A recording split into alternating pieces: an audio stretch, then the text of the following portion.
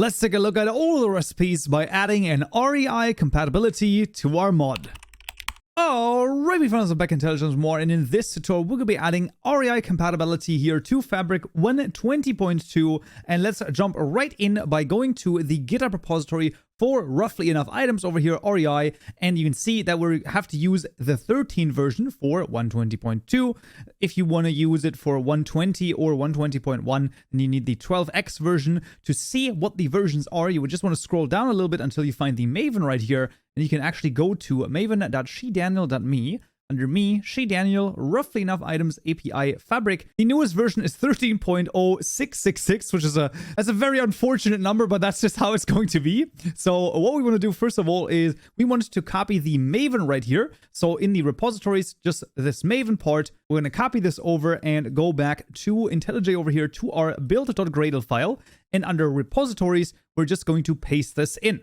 The second step is we want to go back over here to this part where under dependencies, we now want to copy both the mod compile only as well as the mod runtime only, and adding this a little bit lower down under here under the dependencies. And of course, the version here we have to specify. Now the version is this one right here. So this is going to be 13.0.666. As I said, a little bit of an unfortunate situation here, but there you go. And then you can just load the Gradle changes. If this does not work, you can also open the Gradle tab and then just click the reload all Gradle button over here. And that is also going to work. And then you just let this run through. It's going to take, you know, a couple of seconds, a minute or so, and then download basically REI onto your project, and we can then add the compatibility. All right, there we go. Build successful in 41 seconds, and now we can proceed. We're going to make a new package in our tutorial mod package, call that compat, basically for compatibility. And in there, we're going to need 3 new classes. The first one is the tutorial mod REI client plugin class. Just making sure we write plugin correctly. And then the next one is going to be the gem polishing display. And lastly, we also need the gem polishing category. Let's start with the tutorial mode REI plugin class, as this is one of the most important ones. This one, we immediately want to copy the name and go to the fabric mod JSON file. If you don't do this, then this is not going to work, so pay close attention. Under the entry points, we want to add REI underscore client, and the thing we want to add is net Kaupenjoe tutorial mod dot compat dot whatever the name of your client class is. This is extremely important. If you don't do this, it's not going to work. So make sure that this is correctly done with REI client and the entire path to the class. If you've done this, then we can proceed over here. This will implement the REI client plugin, and you can see we now have the Shedaniel REI API here available to us, and we're going to override 3 methods. The first one is the register categories method. The second one is the register displays method, and the last one is the register screens method. But to deal with any of those, we first of all need to actually, well, get everything up and running in both the category as well as the display. Let's start with the category right here. The category implements the display category of type basic display. And this was done with the help of the Team Galactic craft right here. This is under the MIT license. The logic, I basically figured out the logic with that GitHub repository, so I just wanted to mention that. And let's hover over this, implement the methods. You can see we need the get category identifier, the title, as well as the icon. And for this, what we need is a couple of fields. The first one is a public static final identifier. This is going to be the texture again. This is a new identifier of tutorial mod.modID, and then once again textures / GUI or GUI gem underscore polishing underscore station.GUI underscore GUI.png. I believe that should be the name over here, and that is correct. Absolutely phenomenal. And then we also make a public static final category identifier of type gem polishing display. This is going to be the gem underscore polishing equal to a category identifier of tutorial mod.modID, and then we're going to call this the gem underscore polishing.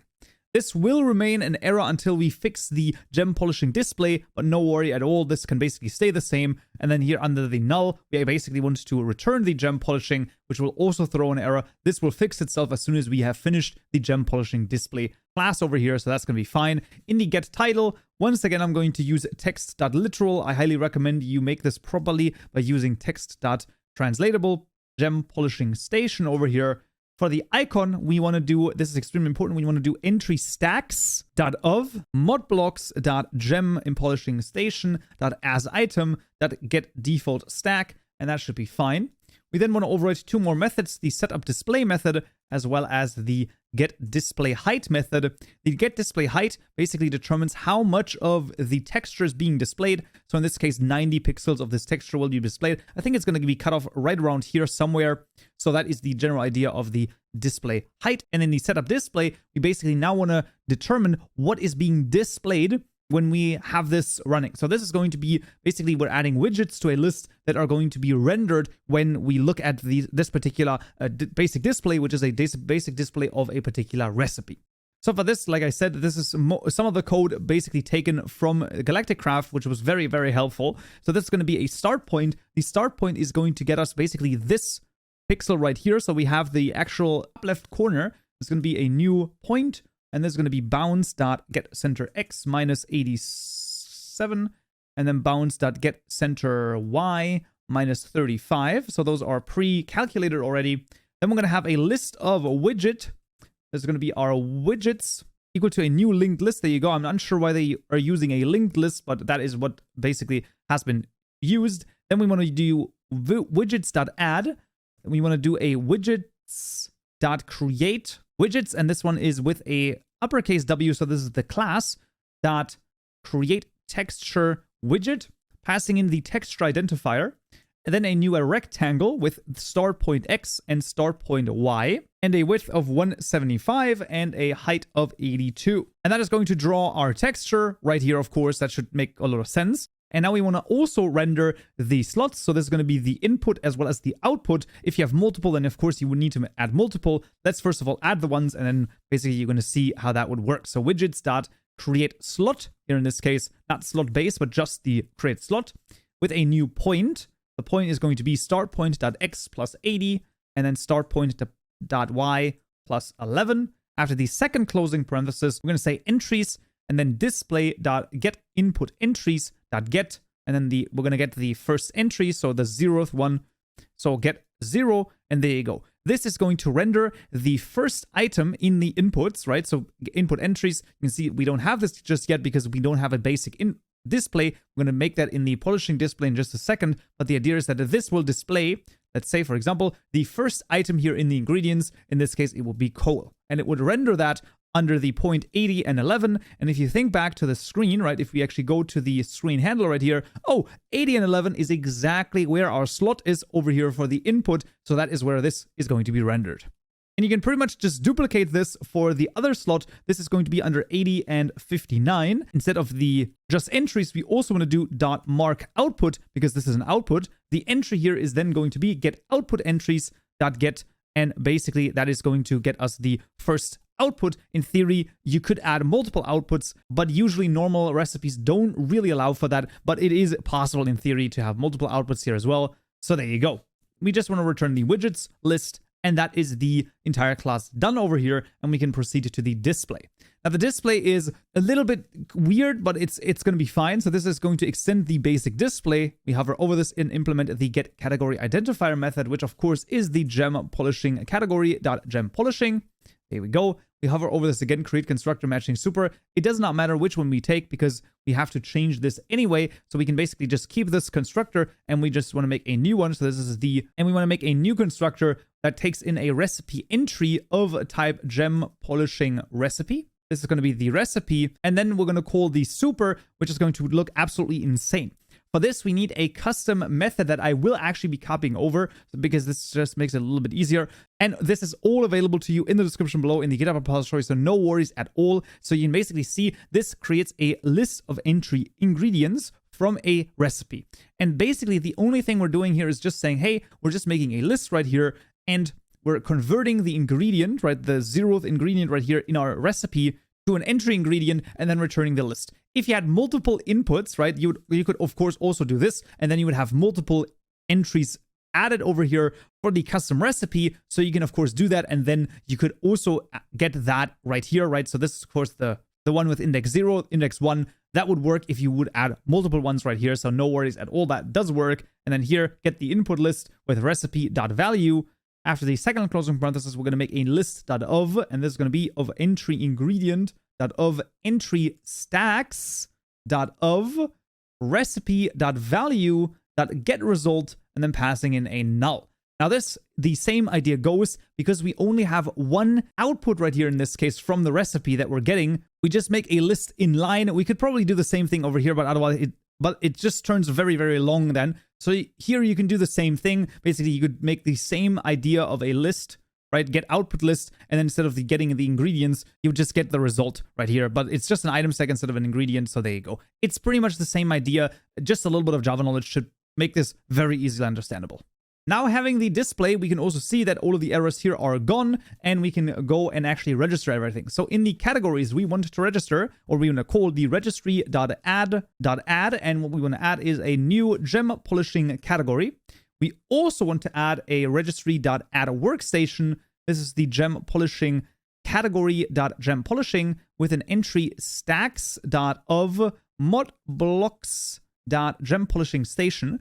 What this does is basically when you add it as a workstation, you can press U, or you can see like what this is being used for, and is also going to display the gem polishing category, which is pretty awesome. Here in the displays, we're going to, of course, register the display with the register recipe filler. This is going to do gem polishing recipe.class, then a gem polishing recipe.type.instance, and then a gem polishing display : new. Under the screens, what we can do is we can say registry.register click area.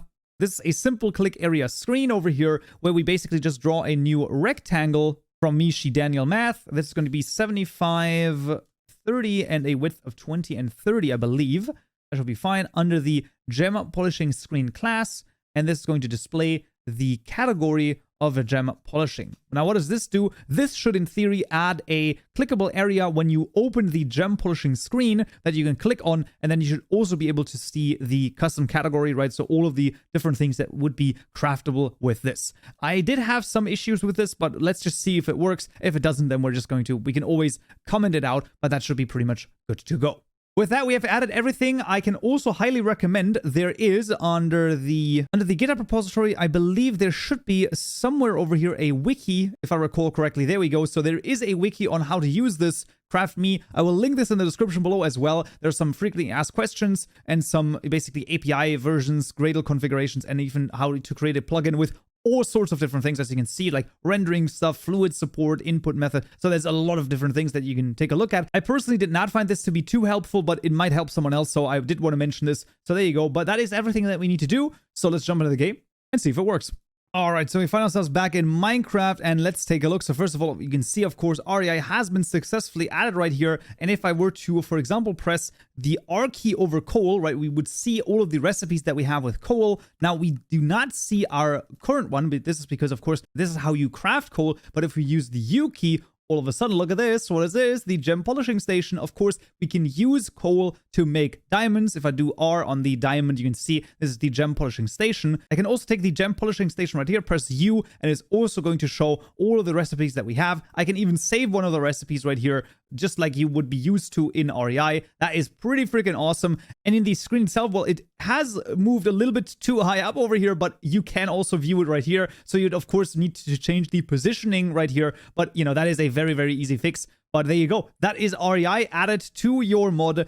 Absolutely freaking fantastic. I highly recommend it. If you have any sort of machines, you need to have REI in Fabric and JI in Ford, basically. It's just sort of a non-negotiable. And there we have it, REI added to your mod. Really freaking cool. And in this video, we'll make another cool thing, and that is a block entity renderer. Hope to see you there. So, yeah.